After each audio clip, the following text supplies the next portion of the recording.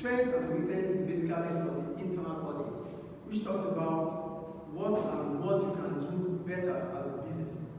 What you are lacking that you're not doing well that could hinder your sales as a business.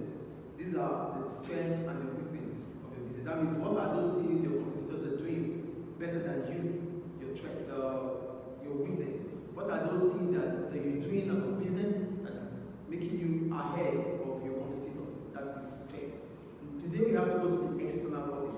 And for the external audit, we need to talk about the opportunities and the threats that might occur in the business. So when we talk about the opportunities, we're talking about things that you can explore, the opportunities that you can, the advantage you have over your competitors. These are what we call opportunities. So look at what that was.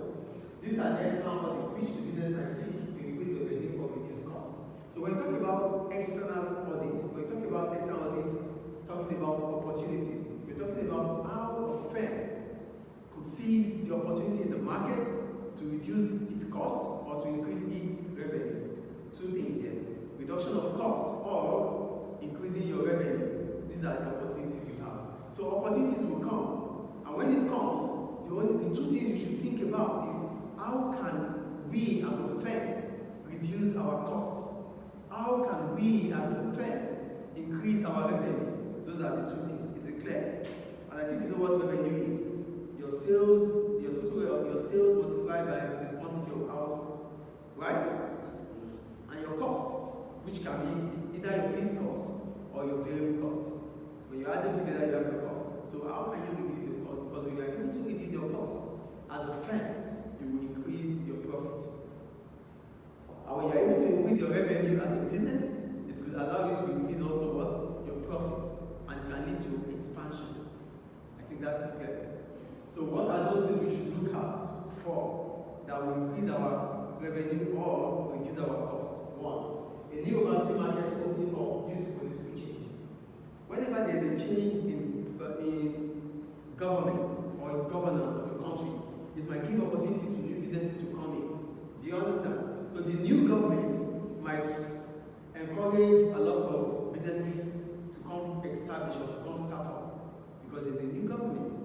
Do we understand? Do we get what I'm talking about here?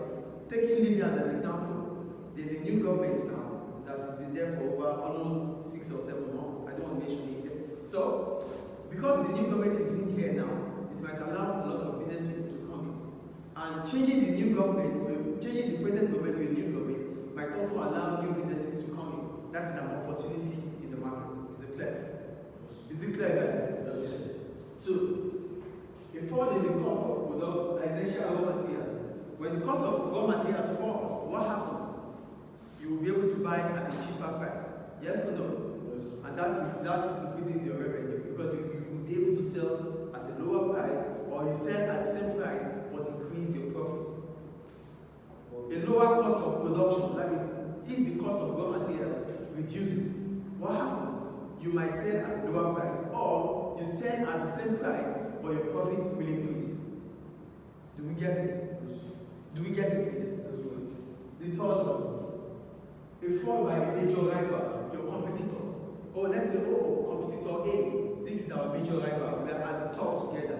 And unfortunately for business A, it loses maybe its chief executive officer, or it loses something and it's going down. So if your competitor, your most competitive firm, business, or your most rival, if it falls, it increases your chances in the market, yes or no? Yes. If your major rival has a problem, it gives you edge over your rival, yes or no? Yes. So that's an opportunity for you to get its customers. Is it clear? The fourth one, low interest rate, which enables them to borrow cheaply.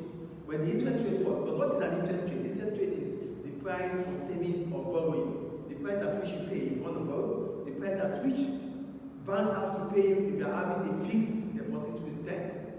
So if the interest rate falls, it increases your chances of borrowing more because you pay less. And if you are paying less, that means you can take a lot of loans from the bank because loan becomes cheaper. That is an opportunity in the market. Is it clear? Is it clear, please? And the last one, deregulation. We talk about deregulation. We are abolishing laws So there are rules and regulations in this market, but now the rules and regulations they are coming down with the rules and regulations. That is deregulation. Is it clear? So when there are a lot of laws that is making the business not to perform well, but these days the laws are, they are coming down with the laws. So they are deregulating, and if they are deregulating, it will be a good thing for the business. These are the opportunities. Are they clear? Are they clear, please? Yes.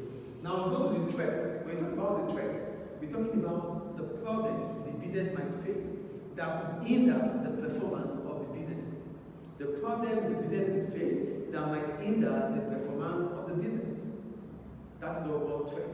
Is it clear? It is part of the external bodies. So what are those possible threats in the market? Number one, new entrants in the market. A new business is coming into your market. A new business is coming into the industry. That means your competitors increases, yes or no? So that means you have to share customers again. Because the same customers are what you're going to work on. There's no customer in heaven, all the customers are here. So if a new business is joining up the business, if a new business is coming to the industry, it means your customers might grow, or they might take your customers. That is a threat, or is it not a threat? Is it a threat or not? Yes. Okay. The second one, new legislation. Here we talk about deregulation, laws reducing. Here they are giving new laws. And when they make new laws, it might hinder the performance of the business because it might incur a lot of cost. Is it clear? The third one, a rival employing a highly successful chief executive officer. So if your competitors is employing, or if your competitors are employing a successful chief executive officer, a very successful director, it is a problem because that director might strategize to take all your customers, to take away your operations, to take away things that you do. Do you understand? If your competitors are employing a skilled, a successful director, it is a problem. Because he's a successful one. So that means everything about him or her is a success. So the success becomes a threat to your business. Is it clear? And the last one, continuous pressure from the environmentalists. We talked about the environmentalists. We talked about those that care about you not polluting. Those that care about you not destroying the habitats. And they will tell you to use the latest technology. They don't want pollution, they don't want air pollution, water pollution, they don't want all these things. And these things incur a lot of costs. Yes or no? To put things right, it is expensive to put things right. As a result of that, it will become a threat. Any question about it? I will show you about it. Do you understand the difference between opportunities and threats? Opportunities, you have questions? Laws, new laws.